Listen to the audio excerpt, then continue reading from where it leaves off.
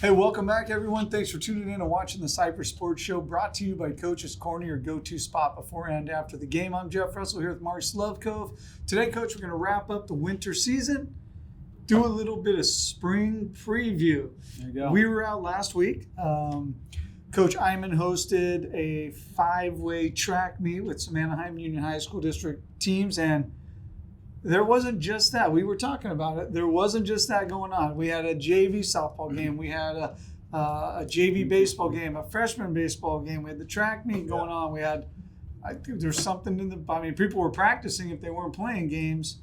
We're in. Time change this week. It's a great time of year. Weather's awesome. Yeah. It's perfect. Yeah. Springtime, sun's going to stay out late. Lots of kids outside playing. What's not to like?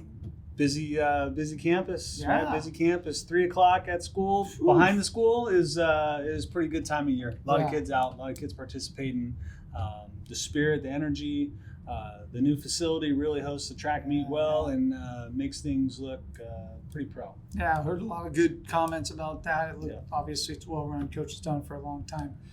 Finishing up the winter season, right? We're all done with winter now. Give us a report. We had a wrestler still moving on to state. We had the song cheer song, but I know they were finishing up their competition season. Everything else was pretty much folded up at that point. Right. So Bella Lyers, girls wrestler, went to state and competed. Was a couple matches away from placing, but an awesome accomplishment to make it through divisionals at CIF, make it through masters to qualify for state. Pretty great accomplishment. Congratulations, Bella, and the coaching staff for getting her there and the hard work she put to get there. To be that close, by the way, the state isn't just the Southern. Like, it's everybody. And for her to get that close to a podium position is actually really good. It's very, very difficult to do that individually. For sure. And in other sports, when you get to state, there's a Division I, there's a Division II, there's a Division III, so on at state. And in wrestling, there's not. It's just your state. Whatever you weigh. And no matter how big of a school you're at, small of a school, Yeah. competitive of a school, wherever you're at, it's just state. So I know Coach Lundberg always talked about how difficult wrestling is at the state level in California, even from where he's from in the Midwest. Totally different, super competitive. The amount of schools, the amount of competition here is a really big accomplishment. Yeah. And then, like you said, the song team, they won nationals in Florida. Then they come back to Anaheim Nationals, compete with our cheer team. The song teams compete, and they win again. And that's a competition they won last year, and now they win it again. So congratulations to Coach Sierra and all the girls. Another great accomplishment. They're tight. They're on point. Yeah. Really, really good. Congratulations to all of them. So, that finishes up, though, Winter. for real, finally, the winter season. And now we are fully into spring. Moving on to spring. So let's start. I talked about track. Let's just start off with track. We hosted that track meet on campus. Coach Hyman's moving up to the top of the conference league, Crestview, right? Crestview. That's going to bring with it, obviously, some new competition, new teams to compete against. Coach loves that challenge, right? I mean, he does a great job preparing the kids. What is he looking for? What's he expecting this year in Crestview? Well, the league's broken down from the top 5 schools, the middle and the bottom. We were in the middle last year. Boys and girls both swept league championships. Had some great performances, some great times. But when you line it up with the whole conference, there's a difference between the Crestview times and the Freeway League times. So it's going to be challenging in their dual meets. It's going to be challenging for the individual kids at league finals to qualify for CIF. Because you may have been a league champion last year, and that could have been, the 3rd or 4th place time in the Crestview. So there is a difference in the level, but we're another year into it. They haven't missed a lot of training this year, despite any rain, being on an all-weather surface. So I think Coach is pretty happy with the progress they've had so far. They competed at Mater Dei and did well. Competed in the 5-way meet last week and did well.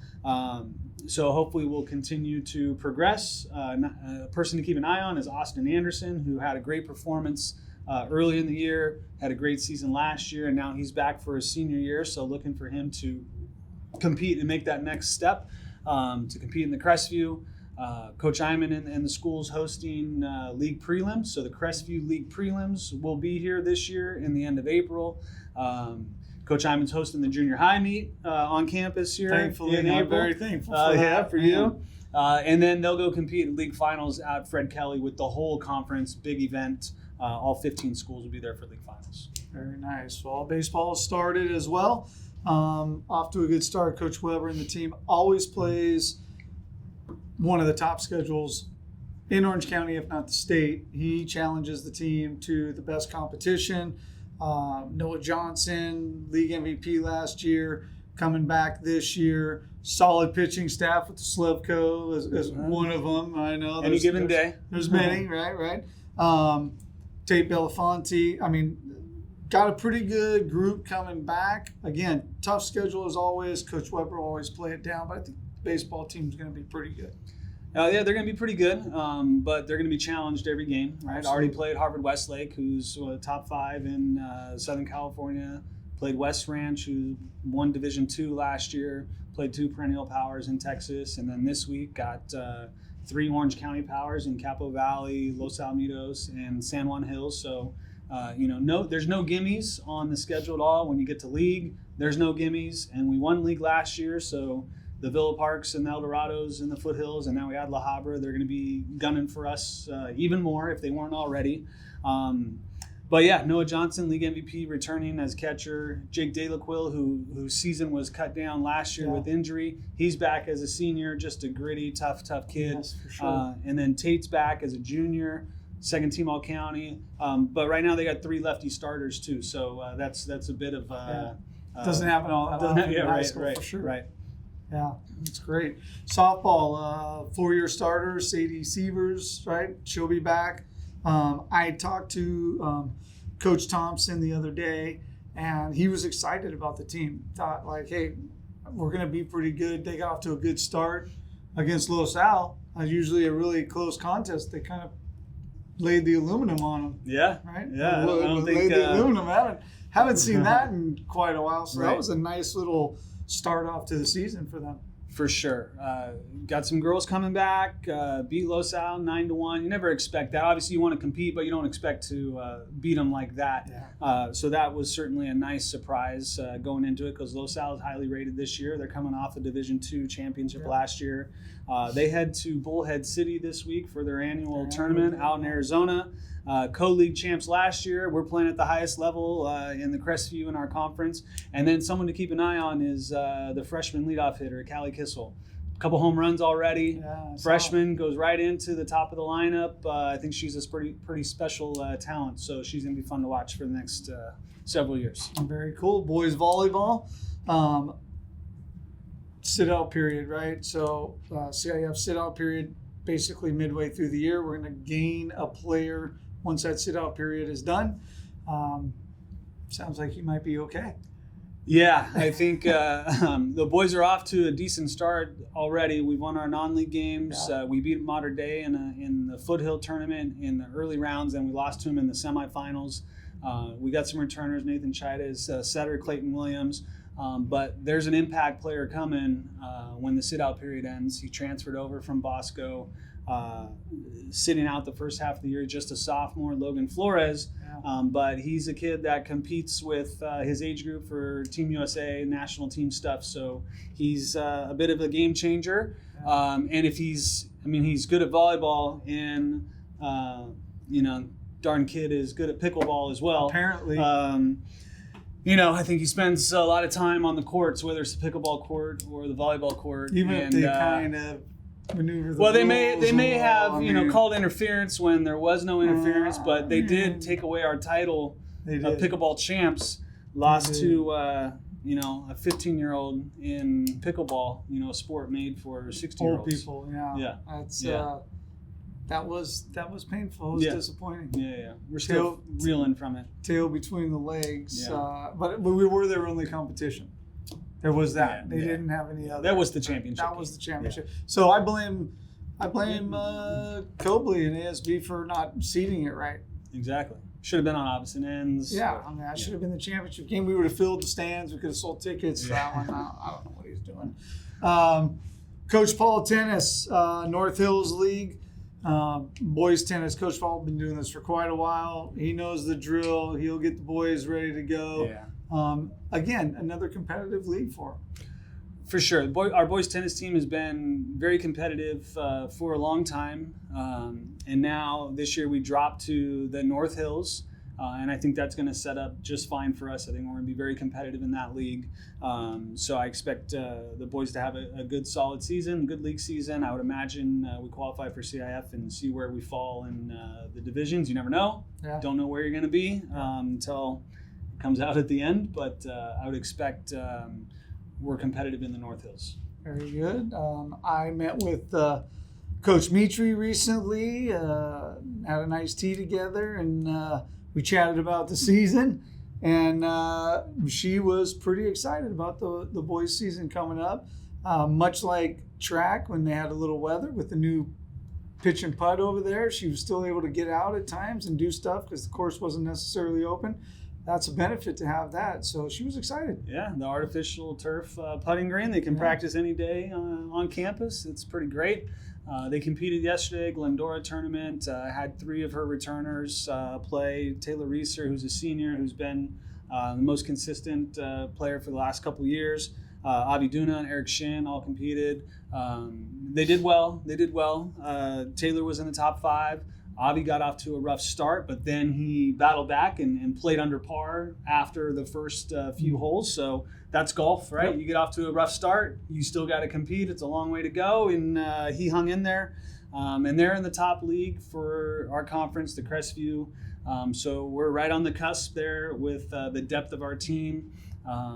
It's going to be tough. Sunny Hills, Crean Lutheran, Troy, Yorba Linda, all very good golf schools, and so are we. Sure. So, hopefully we'll play well at the right time and compete with them. And like you said, you got to battle through it. There's that PGA guy, last week? He had like a 12 on a par 4 or whatever. And then he came back and holed out like 3 eagles in a row, all hole outs or something. So, I mean, you got to keep playing. Got to keep grinding, for sure. It could swing back around.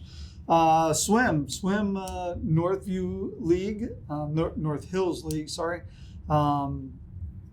Swim team, always a challenge with swim. I feel like you kind of go on your own. There's not like a lot of swim preseason. Like in baseball, you're playing 20 games before you ever play 28 games, right? It's not like that for swim. You're in water polo usually, and you're doing other things, and then all of a sudden, boom, it's season, and now you got to perform at the highest level in that. To me, is always a tough thing. They don't get. I know maybe some club stuff, but it's not the same as other sports. Yeah, we don't have. Our whole team's not club swimmers. So a lot of them are just high school swimmers. And our pool's being used for boys water polo and then girls water polo. So there's not just laps being swam all day long in the pool. Now, Coach delayed the start of the season a little bit, so we didn't start as early as you could, or as early as some other spring sports who've been competing for a couple weeks.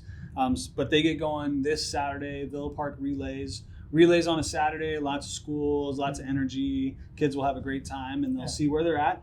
And then great thing about swim, your times are going to improve. Right? You keep putting in the laps. Hope so. You keep practicing, and those times will drop over the course of the year, and hopefully some will drop a lot, and getting more PRs every time. And that's a beautiful thing about swim or track or these other sports where, you're not necessarily only competing against the other team, you're competing against your own best time, right? If you start here, but then you can PR, and then you can PR, right? There's certainly this motivation to keep working hard because you keep improving. Yeah, absolutely. Badminton, right? That's our last one. Badminton, coming off the badminton championship from last year. Our old badminton coach in the house for the Hall of Fame stuff. Hi, Fam. He's always around that stuff too. He loves it.